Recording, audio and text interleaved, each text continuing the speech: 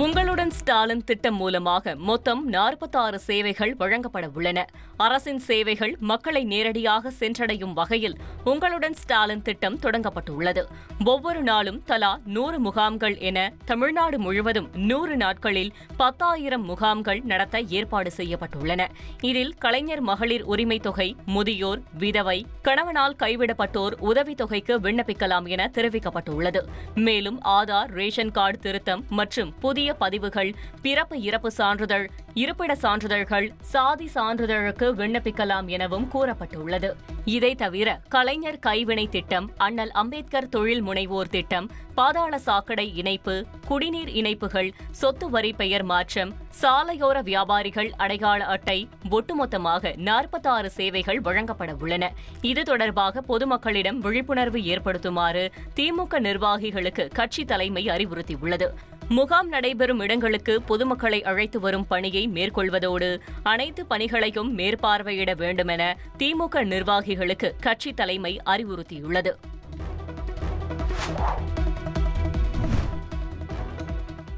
மறைந்த பழம்பெரும் நடிகை சரோஜா தேவியின் உடல் அவரது பண்ணை வீட்டில் அரசு மரியாதையுடன் நல்லடக்கம் செய்யப்பட்டது. கன்னடத்து பைங்கிளி, காவிய நாயகி, அபிநய சரஸ்வதி என ரசிகர்களால் கொண்டாடப்பட்ட பழம்பெரும் நடிகை சரோஜா தேவி வயது முதிர்வு காரணமாக பெங்களூருவில் காலமானார். அவரது மறைவுக்கு அரசியல் தலைவர்கள், திரைப்பிரபலங்கள் இரங்கல் தெரிவித்தனர். பெங்களூரு மல்லேஸ்வரத்தில் உள்ள வீட்டில் வைக்கப்பட்டு இருந்த அவரது உடலுக்கு கர்நாடக முதல்வர் சித்தராமையா உள்ளிட்ட ஏராளமானோர் அஞ்சலி செலுத்தினர். தொடர்ந்து அலங்கரிக்கப்பட்ட வாகனத்தில் அவரது உடல் ஊர்வலமாக எடுத்து செல்லப்பட்டது. அப்போது வழிநெடுக திரண்டு நின்று சரோஜா தேவிக்கு மக்கள் பிரியா விடை அளித்தனர்.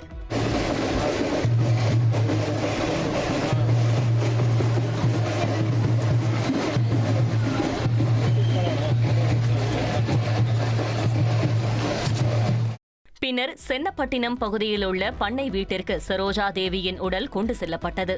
அங்கு துப்பாக்கி குண்டுகள் முழங்க அரசு மரியாதையுடன் சரோஜா தேவியின் உடல் நல்லடக்கம் செய்யப்பட்டது.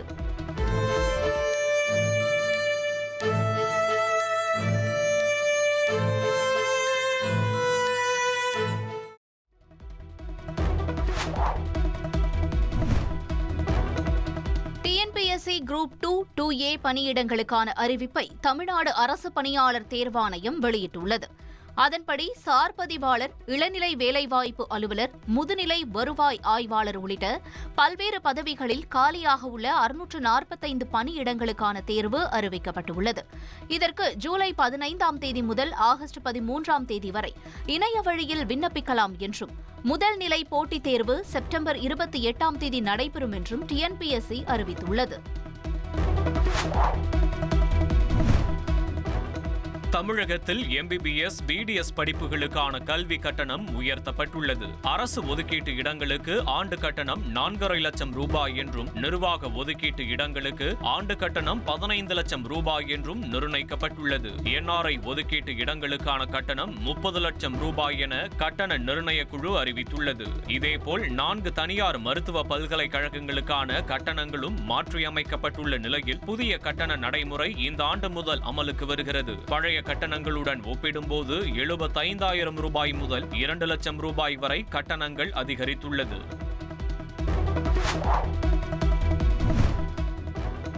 தமிழ்நாட்டின் பல்வேறு மாவட்டங்களில் உள்ள 18 இடங்களில் மேற்கொள்ளப்பட்ட வருமான வரி சோதனையில் இதுவரை 22,500 பேருக்கும் மேலாக போலியாக வருமான வரி கணக்கு தாக்கல் செய்துள்ளது தெரியவந்துள்ளது. சுமார் 550 கோடி ரூபாய் வரை போலியாக வருமான வரி கணக்கு தாக்கல் செய்ததும் கண்டுபிடிக்கப்பட்டுள்ளது. இவ்வாறு போலி ஆவணங்கள் மற்றும் போலி ரசீதுகள் கொடுத்து வருமான வரியை திரும்பப் பெறும் தொகையின் அளவு 120 கோடி ரூபாயை தாண்டியுள்ளதாகவும் வருமான வரித்துறை தரப்பில் தெரிவிக்கப்பட்டுள்ளது. பொதுத்துறை நிறுவனங்கள் மற்றும் தனியார் நிறுவன ஊழியர்கள் போலி ஆவணங்கள், வாட்ஸ்அப் மற்றும் டெலிகிராம் குரூப் மூலமாக வருமான வரி மோசடி செய்ய சார்ட்டர்ட் அக்கவுண்ட்ஸ் தரகர்கள் போலி மின்னஞ்சல் ஐடிக்களை உருவாக்கி உதவியதும் கண்டுபிடிக்கப்பட்டுள்ளது. இந்த நிலையில் நடப்பு ஆண்டு அல்லது கடந்த ஆண்டுகளில் முறைகேடாக தவறான வருமான வரி தாக்கல் செய்த அனைத்து வரி செலுத்துவோரும் தாமாக முன்வந்து புதுப்பிக்கப்பட்ட வருமான வரி மற்றும் திருத்தப்பட்ட வருமான வரியை தாக்கல் செய்யுமாறு வருமான வரித்துறை தரப்பில் அறிவுறுத்தப்பட்டுள்ளது.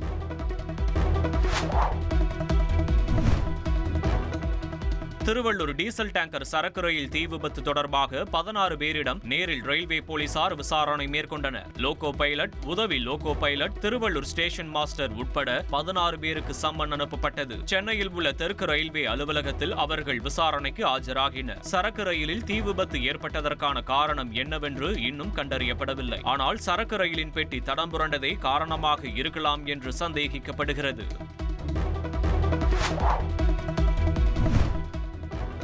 மடப்புரம் கோவில் காவலாளி அஜித்குமார் கொலை வழக்கில் சிறையில் உள்ள காவலர்களுக்கு நீதிமன்ற காவலை நீட்டித்து நீதிமன்றம் உத்தரவிட்டுள்ளது.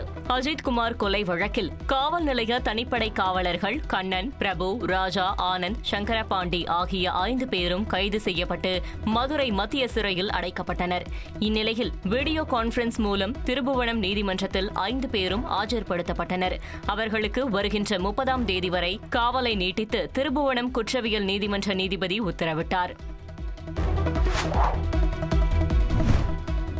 வேட்டுவம் படப்பிடிப்பு தளத்தில் உயிரிழந்த ஸ்டண்ட் மாஸ்டர் மோகன்ராஜின் உடலுக்கு இயக்குனர் ப. ரஞ்சித் அஞ்சலி செலுத்தினார். காஞ்சிபுரம் மாவட்டம் பூந்தண்டலம் பகுதியில் உள்ள இல்லத்தில் மோகன்ராஜின் உடல் இறுதி அஞ்சலிக்காக வைக்கப்பட்டிருந்தது. அங்கு சென்ற இயக்குனர் ப. ரஞ்சித், நடிகர்கள் ஆர்யா, கலையரசன் உள்ளிட்டோர் ஸ்டண்ட் மாஸ்டரின் உடலுக்கு அஞ்சலி செலுத்தி குடும்பத்தினருக்கு ஆறுதல் தெரிவித்தனர். பின்னர் தந்தி டிவிக்கு பேட்டியளித்த ப. ரஞ்சித், இந்த சம்பவம் மிகுந்த வருத்தத்தை ஏற்படுத்தியிருப்பதாகவும் ஸ்டண்ட் கலைஞர்களுக்கு அரசு இன்சூரன்ஸ் ஏற்படுத்தி தர வேண்டும் என்றும் கூறினார். ஸ்டண்ட் எடுக்கிறதுக்கு முன்னாடி அவருக்கான எல்லா விதமான பாதுகாப்பு உபகரணங்களோட ரொம்ப திட்டமிடலோட ரொம்ப பாதுகாப்பாக தான் நடந்தது. அது மீறி இப்படி ஒரு சம்பவம் நடந்ததை எங்களால் ஏற்றுக்கவும் முடியல, அதை எதிர்பார்க்க முடியாதது. நிச்சயமாக சாரி. இந்த ஸ்டண்ட் யூனியன் மெம்பர்ஸ்க்கு இன்சூரன்ஸ் இல்லை அப்படின்றது இது மூலமாக கேள்விப்பட்டோம். அந்த தமிழக அரசுக்கும் அவங்களுக்கும் கோரிக்கை வைக்கிறோம். அதை மறுபரிசீலனை செய்து அவங்களுக்கு இந்த இன்சூரன்ஸ் பாலிசி ஸ்டண்ட் மெம்பர்ஸ்க்கு அதை திரும்பவும் கொடுக்கணும் அப்படின்றது ஒரு வேண்டுகோளாக வைக்கிறேன்.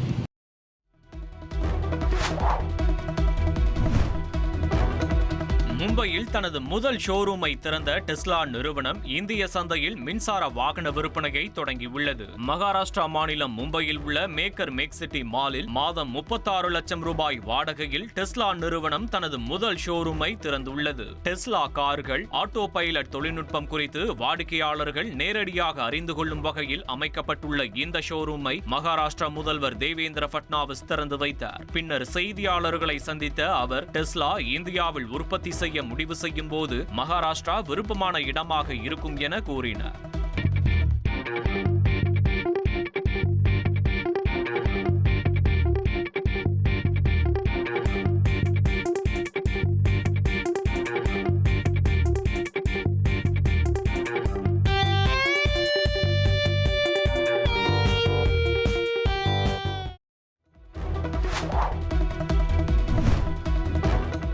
நியூயார்க்கில் பெய்த கனமழையின் காரணமாக நகரில் உள்ள மெட்ரோ ரயில் சுரங்கப்பாதையில் மழைநீர் புகுந்தது.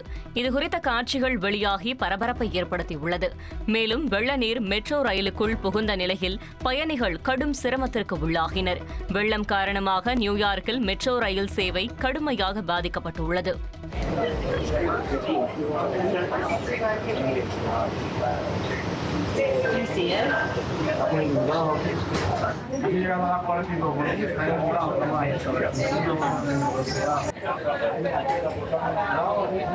ட்ரெண்ட ஃப்ரெண்ட் ஆக்கிக்கோங்க. தந்தி டிவியின் சப்ஸ்கிரைபர்ஸ் அண்ட் ஃபாலோவர்ஸ் குடும்பத்துல நீங்களும் இணையுங்க.